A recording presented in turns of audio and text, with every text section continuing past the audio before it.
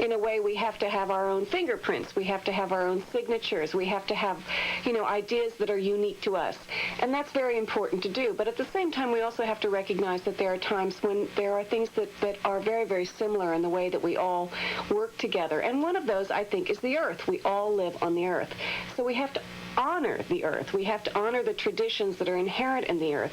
And I think that the origins of most of these traditions, Judaism, Christianity, Islam, they all honored this because the roots of their tradition all come from the early belief systems when they were really working with the cycles of the earth. And this particular time of the year coincides with the idea of mating, with therefore rabbits, new beginnings. I think the reason why rabbits are so important, at Easter and so on, is because, one of the things that we think about with rabbits is that they're kind of added a lot. I thought they brought Easter eggs and jelly beans. Well, they do, but inherent in the nature of rabbits is something that, you say someone breeds like rabbits.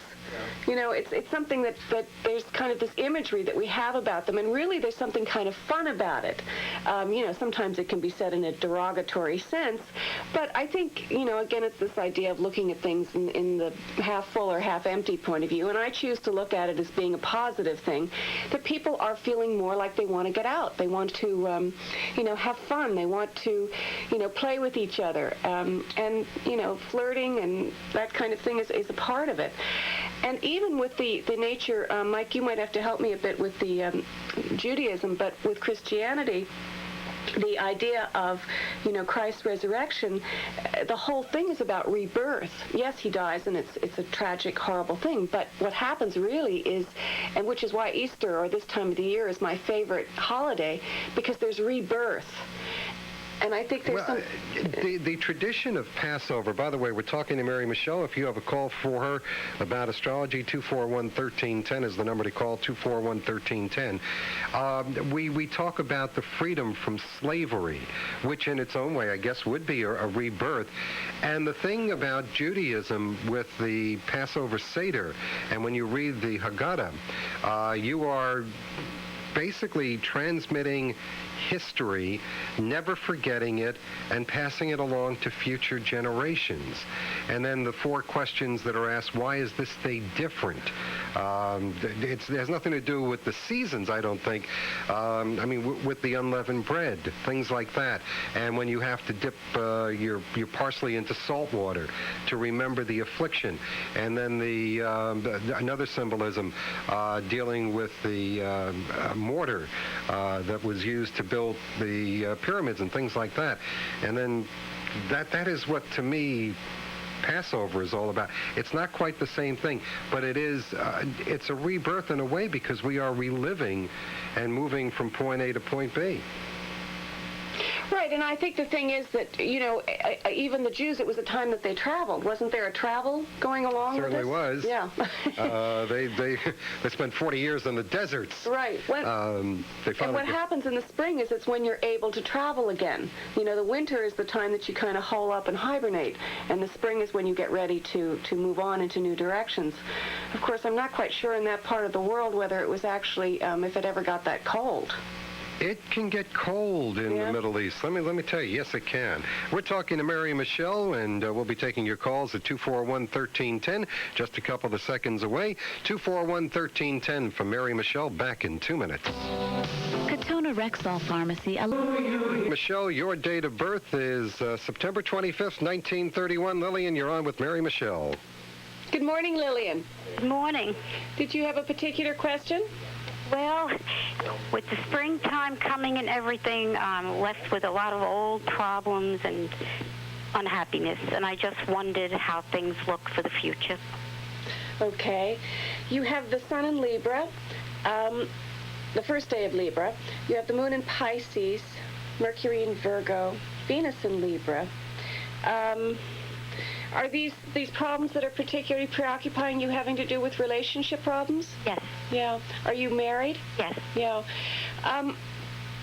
Whenever the sun is in the sign of Aries, which is where it is right now, it's the opposite of your sun sign. Your sun is in Libra, and also Venus, the planet of love, is there. So in general, Libra is the sign that, tends to want to make relationships work with people and overcompensates and is very diplomatic. And, generally we really need Libras in life to smooth over things. But there does come a time when it is terribly difficult for Libras to continue to do that, because what happens is that they need some attention themselves. They need to have things focused on themselves. And when the sun is in the sign of Aries, it's like everybody is demanding your time more than you are able to spend any time, examining what you need and what you want. With the moon in Pisces, this has also been, for the last couple of years, a time where your emotional needs probably haven't been met too well. Now, this is going to change very soon. April 7th, the planet Saturn moves on, so you'll have less of a problem concerning those issues of your emotional needs being met. But if you can just kind of carry through the month of April and realize that you're entitled to your opinion and your sense of being and so on, and not give way to someone else's, constant barrage of need of attention, I think that's good. If you can just kind of wait through until about the 20th of April. I've been waiting so long. I could wait a little longer. Many things you've said are so true of me, and I think my time should be coming soon. I really need it. It will. It's coming. Definitely. Thank you so much. Okay, thank you for calling. Let's get to our next caller. Linda is calling from Somers. Date of birth is September 10th, 1959. September 10th, 1959. Linda, good morning. You're on with Mary Michele. Morning, Mary. Hi, Linda. How are you? Fine, thank you.